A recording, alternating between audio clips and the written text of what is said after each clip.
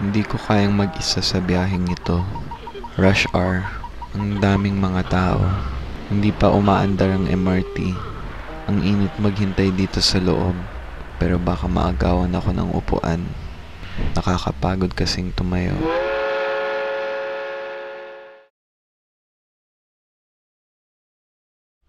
Madaling kalimutan ang aming mga away tuwing mga panahon tulad nito. Sa taas ng overpass, nakikita namin ang iba't ibang mga flyovers kung saan pumupunta.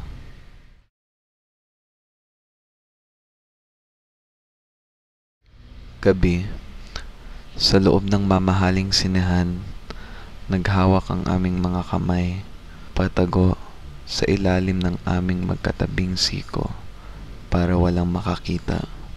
Binigyan niya ako ng sulat. Hindi pala tatagal ng 7 buwan ang tunay na pag-ibig.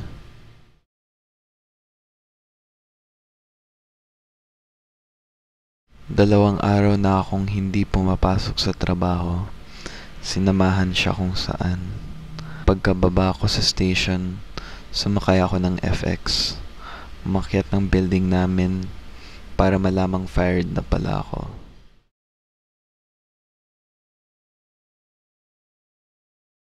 Ilang linggo na kaming nagkikita, nagte-text, kung minsan ay kumakain sa labas. Sige na nga, nililigawan ko siya. Sa Cafe Lupe, sabi niya, kahit saan, sabay naman tayong maglalakbay. Ganun niya ako sinagot.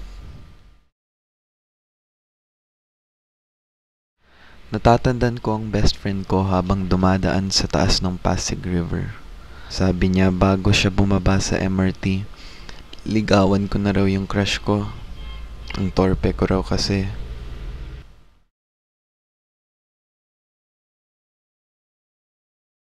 Walang nangyari dito. Hindi kami pumupuntang Shangri-La, masyadong mahal. Dati, nung bata pa ako, pumapasyal kami ni nanay dito. Nasa Canada siya ngayon. At ako ay nandito, tinitiis ang biyahe.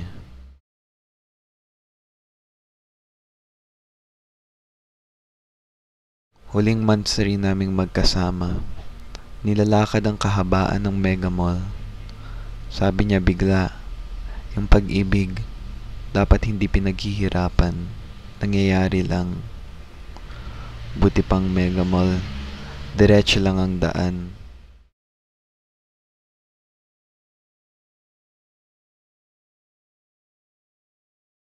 Papunta kaming birthday ng best friend ko.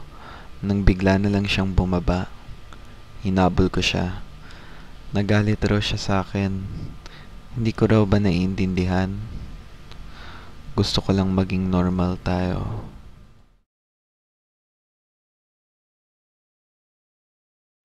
Fourth monthsary namin.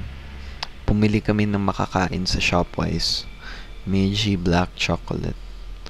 Palagi ko siyang binibigyan nito pagkatapos ng mga away namin.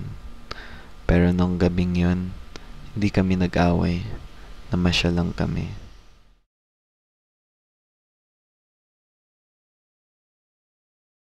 Naglakad ako mag-isa papunta sa MRT station. Galing ako sa dance contest na sinilihan niya para suportahan siya. Hindi siya nanalo.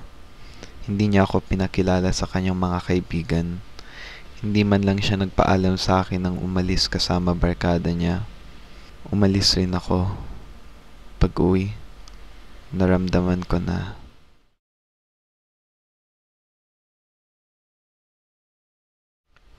Dito malamang nagsimula ang lahat. Sadyang sumabay ako sa kanya pauwi. Nung hapong yun, una ko siyang natabihan sa loob ng masikip at mainit na jeepney na biyaheng Pantrangco. Sabi niya, mahilig siya sa tinapay ng Julie's Bake Shop.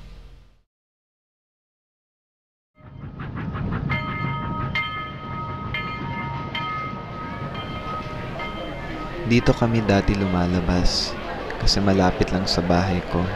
Pagkatapos manood ng movie, maglaro sa arcade at kumain ng konti. Palagi niya akong hinahatid. Sabi ko sa kanya, ako naman maghatid sa kanya. Ayaw niya. Tumigil na ang MRT. Maaga pang gabi. Lalakarin ko na lang ang bahay ko. Mahilig akong maglakad, lalo na kung mag-isa.